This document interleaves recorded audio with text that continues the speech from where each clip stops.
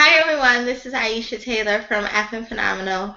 It is so hard to believe that apparently lightning does strike twice, and the same technical issues that were holding us back from last time are definitely holding us back again. So just wanted to give you a heads up just to let you know we are working on it and we will be live very, very soon. Thanks.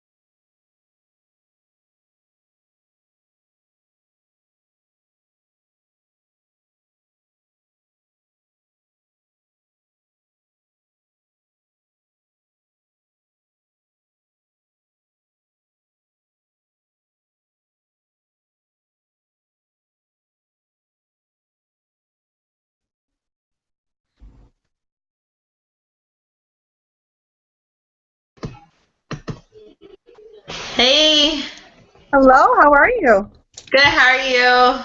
Good. I can't see. Oh, Hi. You might rotate. hello. Oh, wait, hold on for a second. Okay. Okay. Have we made it live yet? Yes, we are live. We're live. That's great. And I'm still fixing my screen. How you doing today? I'm good. How are you? Good. The system is finally a little bit on our side, and we're able to connect today. But man, it's been giving us the flux. I know, right? It's weird, right? It's just weird. Yeah. But It's- Since we use Hangouts all the time, it's like seriously. But anyway, we're connected. exactly. Well, we are here now. That's the important part. So let's get started. I'm gonna pull out my I have hopefully we can edit the first part of this video. If not, it's already live, so it doesn't even matter. I know, I guess it just lets people know that we're human, huh? Um, because it's funny, I had my interview questions all primed up and everything and on my screen, and then once we were having the difficulties, I pulled them down and then started to like try and look for a link. I just started testing some of the stuff on my own laptop. But here it is. So let's get started. Alrighty. So let me kick it off. So thank you everyone for joining today for our FN Phenomenal Woman series. So this is something that we are just now kicking off. So you've seen that I've done Google Hangouts in the past with other phenomenal women, but because I ended up just doing these things monthly anyway, by kind of by default. Because the history of this is I would have conversations with these amazing women. And I was like, we need to record these because so many people could benefit from something like this. So I decided to create the Afro Phenomenal Woman series, and our inaugural guest is Miss Jacqueline. Baker of Scarlet Communications. I should say Mrs. now, but this is Jacqueline Baker. And so she's just such an awesome woman. And one of my personal friends, my accountability buddy, and someone that I work closely with, just with the FNPhenomenal brand, and also just really in my personal life as well. So I'm really excited to bring her here today. And so I just really wanted her to share her story as an entrepreneur, because so many of us as entrepreneurs, this is something we aspire to. We really aspire to grow our business to the point where we're able to take this full time. And for those of us who aren't necessarily entrepreneurs, it just shows you what's possible when you follow your passion. Because she has people who work for her that have a passion about etiquette, and they're not necessarily entrepreneurs, but they're able to follow their passion just through the vehicle that she has created. And so before I get too ahead of myself, which I always do, my name is Aisha Taylor, and I'm the founder of FNPhenomenal, Frugal and Phenomenal, where I teach women that their self-worth is not dependent on their financial worth. And so I'm also the author of the #1 Amazon best-selling book, 5+5 FNPhenomenal Ways to Save $100 this week without killing your lifestyle. So what that book is, it's really just designed to give you 10 different tips for you to do what you're doing right now just a little bit differently, so you can save money, get conscious about your spending, and then take that money to apply it towards something that will give you financial freedom. So you can connect with me, www.fnphenomenal.com, and I'm also on Facebook and Twitter and Instagram at FNPhenomenal. So now that that is out of the way, I want to welcome our special guest today. This is Jacqueline Baker of Scarlet Communications. And so Jacqueline, thank you so much for being here today and for being with us through all the crazy technical stuff. But tell us what you do in your own words. Thank you very much for having me. It's always a joy to chit chat with you. It seems like more recently we haven't been able to talk as much as we used to because we're just so busy. But as always, thank you for having me, and I look forward to sharing information with you and with your guests as well. Thank you, thank you. So tell us about Scarlet Communications and how it was birthed, because I know you are our local etiquette guru. Like whenever I have an etiquette question, I call you, and I know you are all about the concept that etiquette will advance your life in ways that other things can't necessarily. So, you know, a lot of people, especially professional people, we're all about networking, right? But networking is only as effective as your ability to maintain the right level of etiquette. And so tell us about Scarlet Communications and how it was born, and really your desire to focus on the etiquette piece. Absolutely, thank you. So, and it's funny, most people don't ask me about the backstory of Scarlet, so thank you for even giving me this opportunity to talk about it. So often we forget that, you know, I think a lot of people, they sort of snoot their nose up to when they hear the word etiquette, because you automatically think it's not for me, or, you know, that's a little bit too highfalutin for me. But the reality of it is that we embrace etiquette every day of our life. You know, when we make decisions about what we're wearing to an interview, when we make the decision about if we're going to hold the door open for the person behind us, if we make a decision about not driving too fast when it's raining so we won't splash the people on the sidewalk, those are all etiquette decisions. So as much as people would like to pretend that etiquette is not for them, it truly is, and it actually truly is a benefit for them as well. But Scarlet was born, it actually was born before I even knew that I was going to start the company, because there have been very pivotal things that have happened in my life that making a decision one way or the other was the difference between me being successful, was the difference between the path that I took to get here. But I will say one of my first encounters with etiquette was, you know, when I was around the age 12 and I was making a decision about high school. I went to Cass Technical High School in Detroit, Michigan, and I actually didn't enter the high school in a traditional way. I entered in a very non-traditional way, and it was in large part as a result of me knowing how to treat people, how to send thank you notes, and ultimately how to build great relationships so people will vouch for me in the long run. So I do think that there have been, or I know that there have been, some pivotal things that have happened in my life where doing the right thing, making the right decision, treating people correctly, no matter, you know, what their age bracket is, income is, or where they're from, has ultimately resulted in me experiencing some great things throughout my life. So in many ways, I do feel like etiquette absolutely is something that I was put here to do because of those things that have happened in my life and the decisions that I have made. So thank you for asking about the backstory, because nobody really asks. No, it's awesome, and it's interesting that you really took that and ran with it, because one of the things that my mother has always instilled upon me, and sometimes if she sees like somebody doing something crazy, she's like, I know you don't do that, right?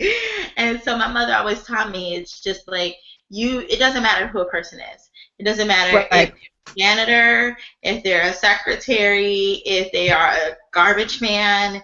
It doesn't matter. You treat people as you want to be treated. Everybody is human, and they Right. deserve to be treated with respect. And so that's one of the things that I always try and do. Like, I will go out of my way just to say hi to a stranger on the street, just because I think it's the right thing to do. Like, you don't necessarily know if that person was having a bad day. You saying hello to them, you asking them how you're doing. If you get on the elevator, you speak to the people instead of pretending like they don't exist. Like, you never know what the difference in somebody's day that can mean. And I just remember when I left my last corporate job, Mm-hmm. I made sure that I told the guy who cleans the restrooms. I said, I just want to let you know, I just put in my 2 weeks. I don't know if they're going to allow me to work out these 2 weeks just because I don't know their policy because of the department that I work in. And so I just want to let you know that if I'm not here on Monday, that it's just been a pleasure working with you, right? I just wanted you to know in case you see me disappear. And he just looked stunned. He was just like, I'm really sad to see you go, but I'm really excited for what you have going forward. But it's really sad to see you go because you're the only one on this floor who speaks to me. Yeah. Yeah. And it's a floor probably of 600 people or so. And so if I'm one person of 600, like, that just blew my mind. Like, just by me saying hello to him, Yeah. saying, how are you doing today? That I just thought that I was being a human being, right? And I didn't realize the fact that just saying hi to him in that manner really helped make his day easier at work. And True. it just shocked me that people just didn't have the decency to treat someone who is human with respect. It's just because you clean the restrooms, it doesn't make you any less of a person than Yeah. us. You know what I think too, though? I think that sometimes it's not even malicious, right? I just think that we all have an agenda, be it good or bad, and we all have obligations. And sometimes what happens is you just become desensitized to how you conduct yourself. So you may actually just inadvertently pass somebody on the streets or pass somebody in your building and not speak, not thinking about it. So I don't think that some people maliciously go around and say, you know what, I don't like the janitor, so I'm not going to speak to them. Or, I don't like the front desk clerk, so I won't speak to her. Or I won't like the chief accountant, so I won't speak to them. I think just sometimes we just get in our modes of saying, you know what, I have this, and this to do today, and that's all I'm focusing on. And you forget that along your way of accomplishing whatever it is that you're trying to accomplish, that there are other people that you encounter.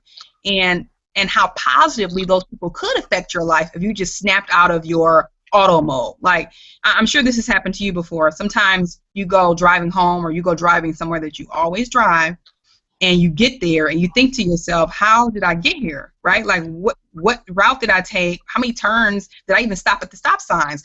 So I think that really etiquette is not only conducting yourself in a way that you would want to be conducted, or conducting yourself in a way that the other person would want to be treated. It's also just being aware, just trying to live in the moment, and try to realize that you pass up a lot of opportunities sometimes by just being in auto mode and just doing things the same way that you always did them. So I do think sometimes it's not malicious, it's just human habit, and we just have to break ourselves from doing the same old things over and over and over again.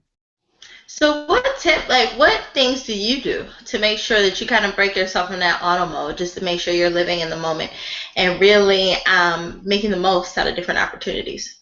Yeah, I think one of the things that I do the most is I'm a big thank you card writer, as you know, and I think or I know that writing thank you cards just it's a selfless moment because it's not about you. It is about that person, whoever you're sending something to. And I don't just send thank you cards just for weddings and birthdays and such. It's, hey, you know what? I thought you just got a new promotion. And this person may not even told me they got a promotion. It could be a friend on Facebook who I haven't talked to in a while. I just, send them a card like, hey, congratulations on your new promotion. I've been watching that this is something that you really wanted, and I just want to say congratulations. And it just allows you to step outside your mode of, this is what I'm doing, this is my grind, my hustle, and instead recognize somebody else. I actually like to speak to people who regularly don't speak to me. I know it sounds a little awkward, but I think sometimes you put people in a box who don't regularly speak to you, just thinking, oh, this person is, a mean, an evil person. But if you break the mold one time, like let's just say if it's somebody who you ride the elevator with often, and you just both just get on the elevator and you don't speak, I break the ice and I speak. I'll say, good morning, how you doing today? And then they turn around surprised, like, oh my God, like somebody just asked me how I'm doing today. And from that point forward, it's a pleasant, usually it's a 98% of the time, it's a pleasant exchange, and it's not so, mundane getting in the elevator. So I try to break the ice and speak to people a lot. I give compliments. I give compliments randomly, not just to my girlfriends about their new shoes or, a new purse or a new car or whatever. Just compliments to people, just for especially unsuspecting people. Your hair is nice. Nice shirt that you have on, because you really, like you said before, you really don't know. Everybody's going through something. You're going through something. I'm going through something. 30 minutes ago or 20 minutes ago, we were both going through trying to figure out these technical difficulties, right? And it all leads to stress. But I think just by stepping outside of yourself for a second and giving somebody an accolade or saying something nice, it could truly be the difference between somebody making it for the rest of the day and somebody breaking down and not making it. So I think those little things are important. I think that is so key, because a lot of times we don't necessarily think that what we do matters. And a lot of times I think a lot of us go through the day and we don't get complimented. We don't get told like that we're doing something positive. And even if people from my corporate America people, like even in corporate America, most of what you do, you're given feedback for areas of opportunity, right?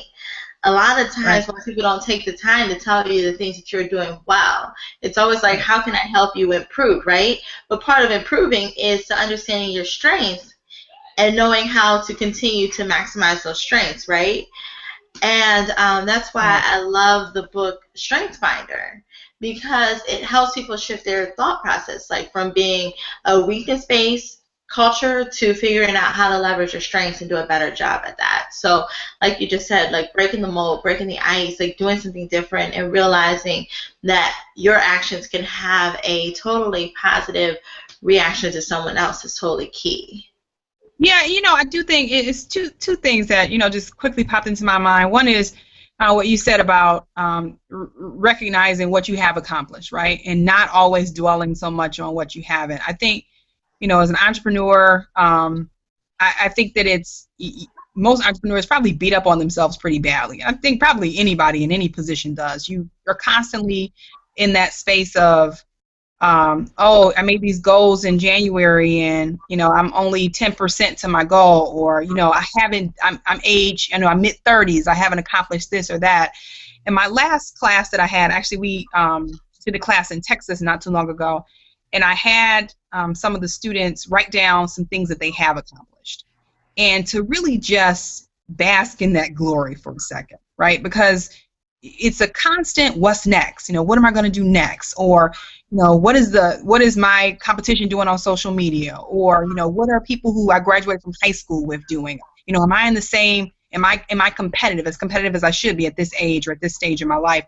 And you forget to look back, just simply look on your bookshelf and see, you know what, I graduated middle school, high school, I got a couple of degrees at this point, I'm doing pretty well, right? And you forget about that, and you're just constantly chugging along trying to see what's next. But I have to remind people that, sometimes most times it is a matter of showing great etiquette to yourself, to actually give yourself some credit because you actually have accomplished quite a bit in your life at this point, and it is okay to bask. And if you're not, it's very difficult for you to be capable of giving other people credit, saying thank you to other people, and showing respect to other people if you haven't truly recognized what it is that you've accomplished, which is probably quite a lot.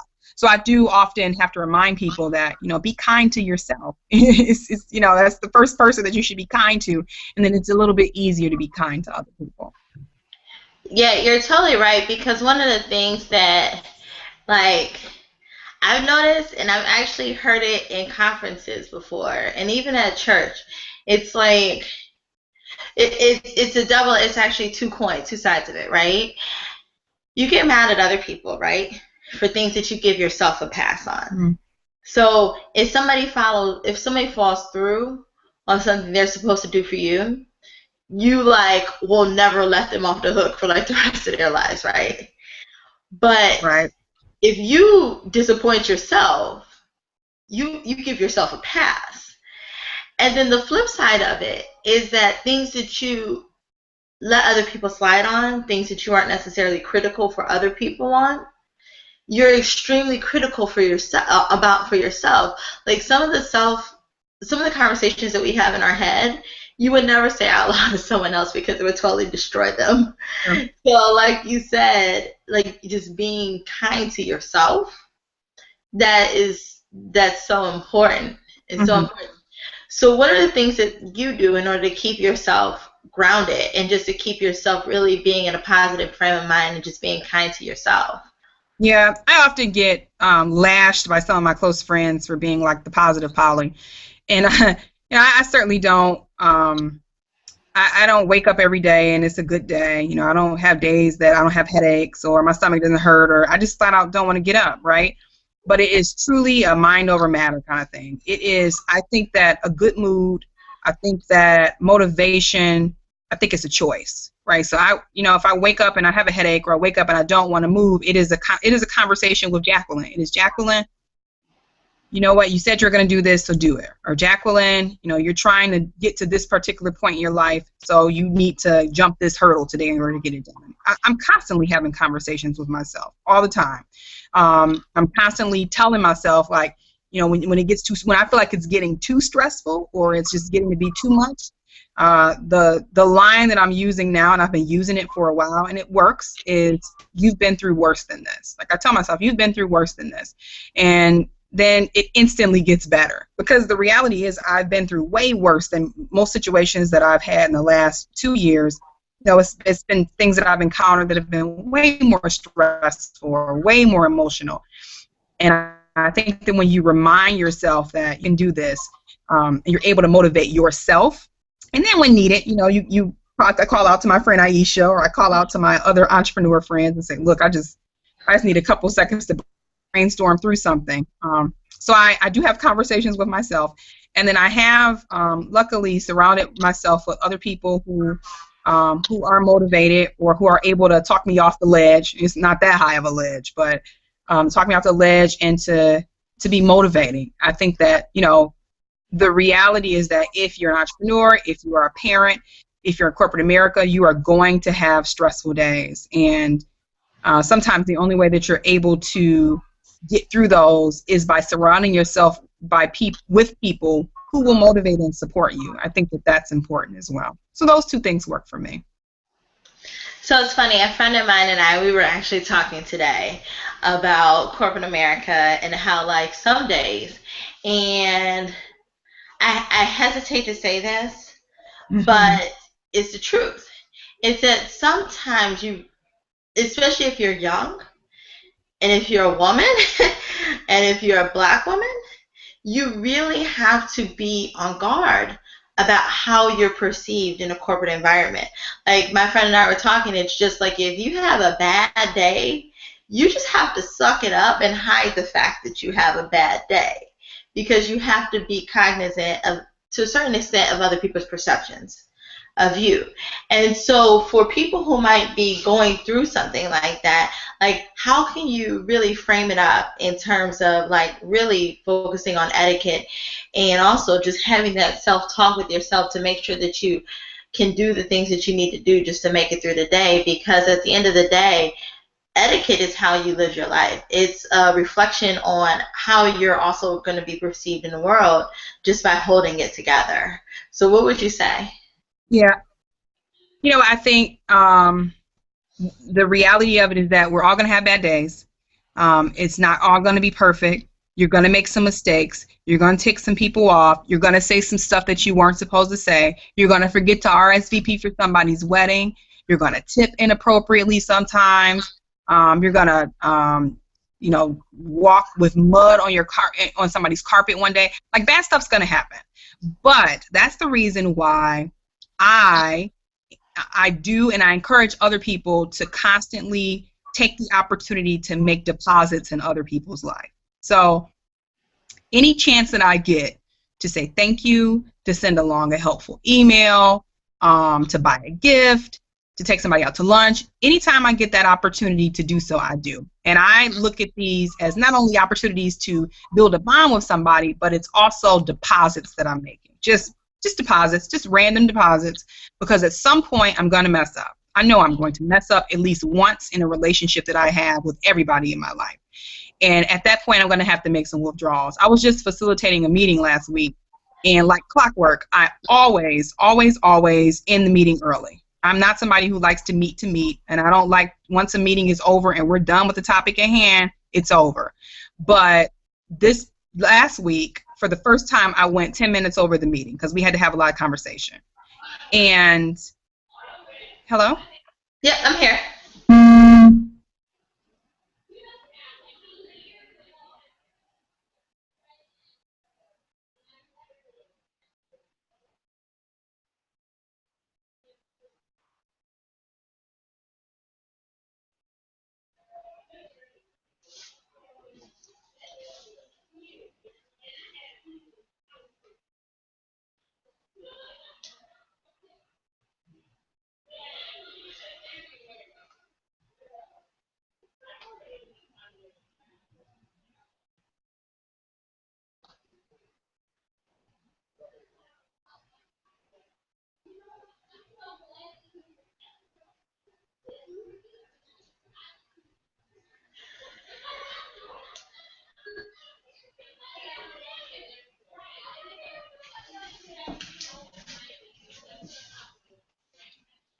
We are having a little technical difficulties.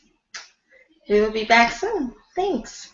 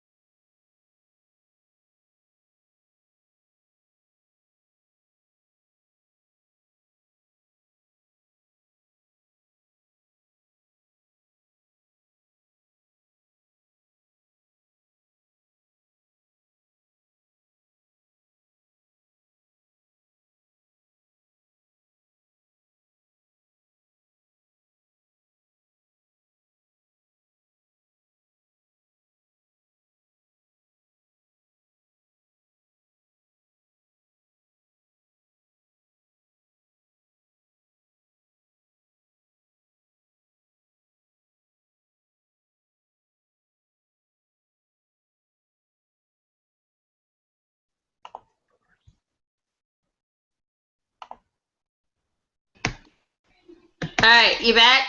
I have returned. And this is exactly, hold on, it's doing its thing. But this is exactly what I was talking about with those deposits, right? So sometimes you got to make all these deposits. So when you got to make a withdrawal because your system's cutting up, but that is actually what I was saying is that I can't see my own picture now, so I'm not sure if I'm aligned properly. No, it's weird. It says UCAM, so it's like it says your name, and then it has a picture of one of the older school computer cameras before they were built in. No, they don't. Stop playing. Yes. Oh my goodness. Anyway, it looks like an eye. Oh, I can see that. Yeah, I can totally see that. That's interesting. You know what? Maybe we just finish it up with audio. It's gonna look really funny on the playback. It's like giant eye looking like thing. I can see it. It's like I can't do anything about it though. The good thing is we got you back on so you can continue to talk about the deposit. Yeah.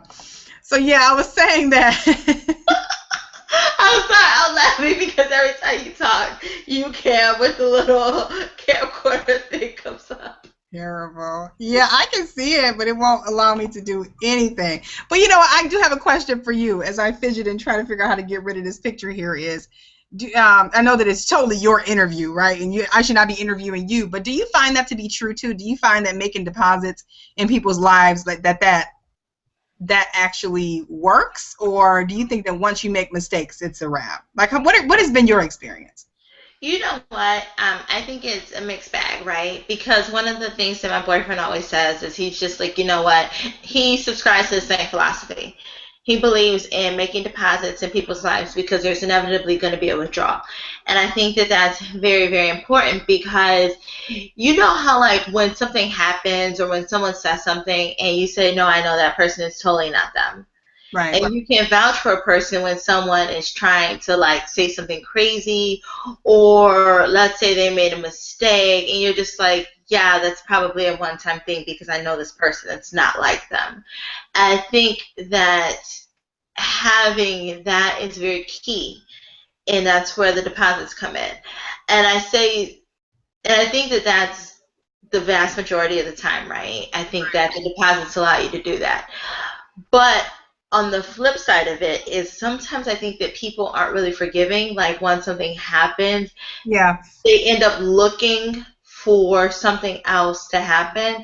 So once you make that withdrawal, it's not like it's a bank, right? Whereas a bank, you develop your own little bank account, and you can take deposit to it's zero, right? Right. I don't think that really depositing in people's lives allow you to do that. I think you make the deposits, and when you need to make a deposit, that's your one time to make that deposit. Make that withdrawal, And then when you make that withdrawal, I think that you have to be very careful because our natural human mind goes to making associations. Yeah. And it looks for trends. So if you do something again, then one time it's not that anomaly. It automatically becomes a trend, even if it's not a trend in real life. That's like the people who you know in your life, and I'm sure you know a lot of people who, not a lot of people, but I'm sure you know some people who are constantly late, right? And it's like after a while, the apologies are like, yeah, oh, can you see me now? Yeah, I can see you now. So after a while, it's like, okay, thank you for apologizing for being late, but I don't really believe you, right? Because you're always late. So I think that, when you do have to make a withdrawal from your relationship that you've created with somebody, then it needs to be genuine, right? It needs to be not an ongoing, I'm always late, I'm not respecting your time kind of thing. It needs to be really a happenstance, not just, this is really how I operate in being late to every meeting that we're going to. Exactly. And I think that that's the one thing, like you put in that withdrawal, you put in that deposit, right? So you have this whole big bank of deposits. Right.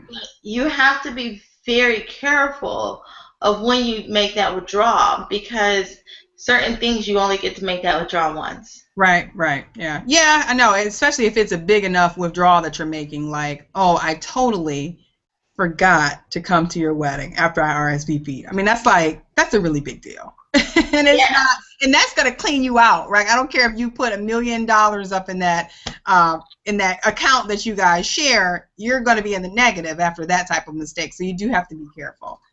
And then you really have to really put that time and energy back in and making those deposits, making those deposits, making those deposits, making those deposits. And if you have a withdrawal of that magnitude again, you have to be cognizant. You might have put in those deposits, but that person might remember Yeah, it yeah, was bad enough for when you had to make the withdrawal the last time, and your deposits don't really carry the same weight as they did before. yeah, absolutely. So yeah, and no, that's a really interesting. It's a very, very interesting point. So, what daily practices do you do every day just to make sure you stay focused, stay grind, like just stay on your grind and really keep moving towards the goals that you want to do, want to accomplish? And what books or sites or anything have been helpful towards you for you? Yeah, I am a chronic list maker, right? So I am constantly making lists of to-dos. And the other day I found myself feeling silly because I was making a list and I felt like I was like rewriting everything that was on the list to the next day's list of to-dos because I wasn't as focused as I should have been that day. So I was adding in all this stuff that I needed to do that wasn't really on the priority list. But I am a chronic list maker, and I think it does help because it helps me to stay on track with what it is I'm supposed to do, what's going to carry over to the next day. It's good to look back and see, what did I create or what did I get done. And I think that if you're going to embrace the list process, you need to do it by whatever means is most comfortable for you. Meaning some people like to keep lists electronically. Some people like to handwrite lists. I tend to like to handwrite mine because it's easier. I think that it's more tangible. I can touch and feel it.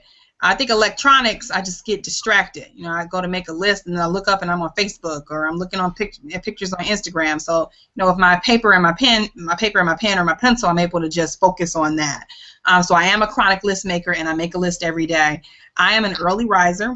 Early rising meaning 4:30 is not out of the norm for me because at that time of day, it's when you are the least disturbed.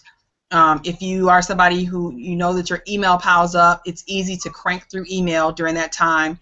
And it's easy to crank through email uninterrupted, meaning that you're not getting new emails as you're cleaning those out. Because there's nothing more distracting or discouraging as you're trying to get through emails and respond and prioritize stuff, and they're constantly coming in. I don't tend to actually spend those real quiet hours of my day between 4 and 6 on emails, though. I spend them on projects where I need to really divert my attention specifically to that.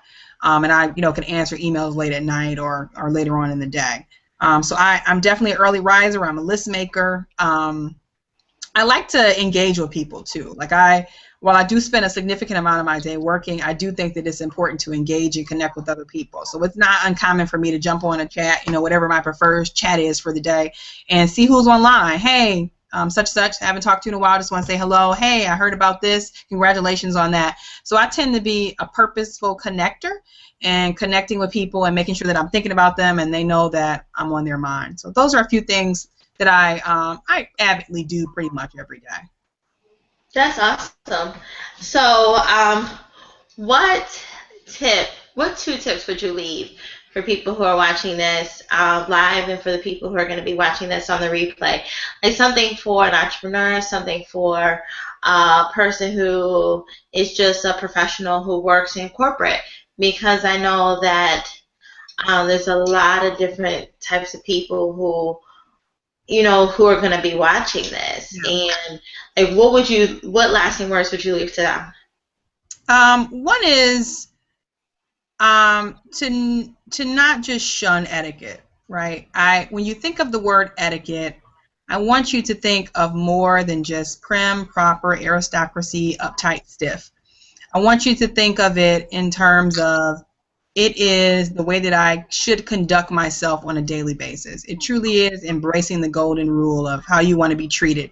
And more recently, I've heard a new platinum rule, which is treat people the way that they want to be treated. You know, if you the golden rule is, of course, treat people like you want to, like you would want them to treat you, or you know how you treat yourself, and that would mean, you know, maybe buying them a gift that I would want for myself, and that's not necessarily true. So I am trying to embrace the platinum rule a little bit more and trying to learn people a little bit more, and to ultimately strive to treat them the way that they want to be treated. And then secondly, it is to embrace the perspective of others. So sometimes you forget that your walk of life, the things that you've seen, the things that you experience, are not the only things that exist in the world. And there could really be some relationships that could have been ruined in my life if I did not take a second and just think, you know what, that person didn't respond to my question or to this situation the way that I thought they would have responded to it. But before I get upset about it, before I get offended, let me just consider their perspective. Like, what types of things have they been through to make them respond to my question, my comment, or this situation the way that they did? And we often forget that, you know, everything's not about me. Everything's not about my way of life. Everybody's family doesn't live the same way that I do. So sometimes you do have to just consider what somebody else's experiences and perspectives may be before you jump to conclusions. And that is certainly, I'm not telling anybody to second guess your visions or your personal values in life, but it is just really thinking through before you make rash decisions, you know, what can I do in order to make somebody else a little bit more comfortable by just considering their perspective.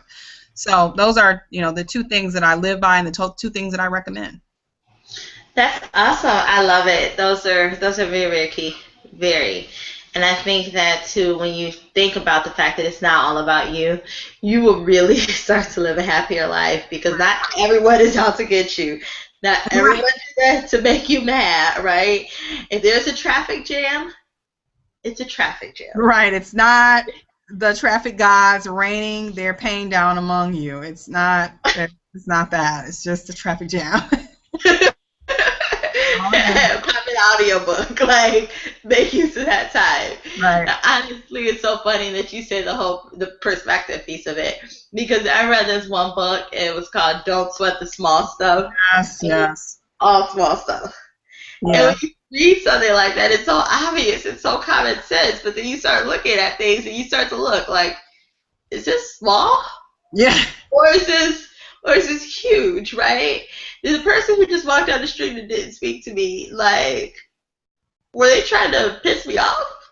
Or did they just might not see me? Like, see you, or maybe they, you know, are thinking about the fact that they just left childcare and they didn't like the way that childcare is going, and they need to move their kid to another childcare. You know, so it could just be the fact that they're thinking about something else. It could, you know, maybe it's not personal, but we forget about that. We really do.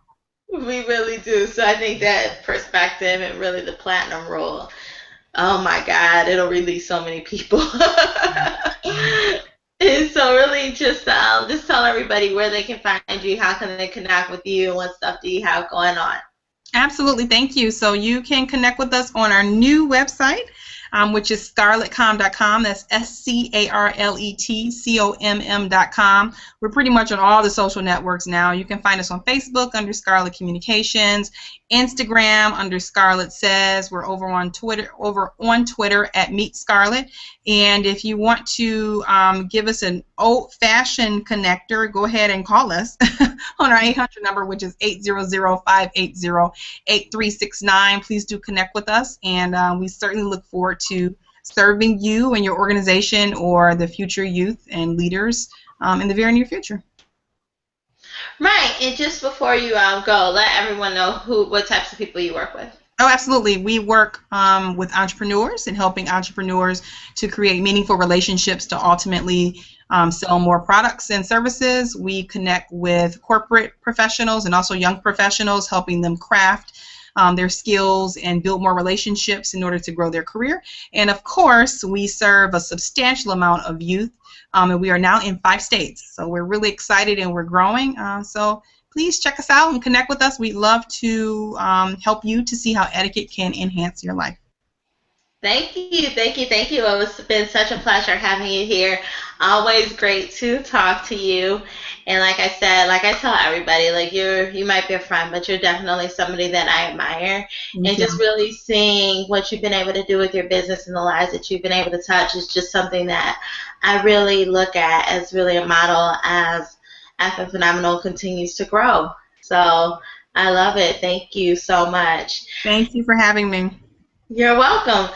And so thanks to everyone who was able to join in today. It's been such a pleasure and always great to connect with you guys. As always, you can connect with FNPhenomenal at www.fnphenomenal.com. We are also on Twitter, Facebook, and Instagram at FNPhenomenal. And yeah, just drop us a line. You can connect with us, and we always, always, always love to hear from you. So thanks again for joining. You can definitely catch this on the replay, which will be available as soon as we hang up. And have a good night. Thanks. Bye. Bye.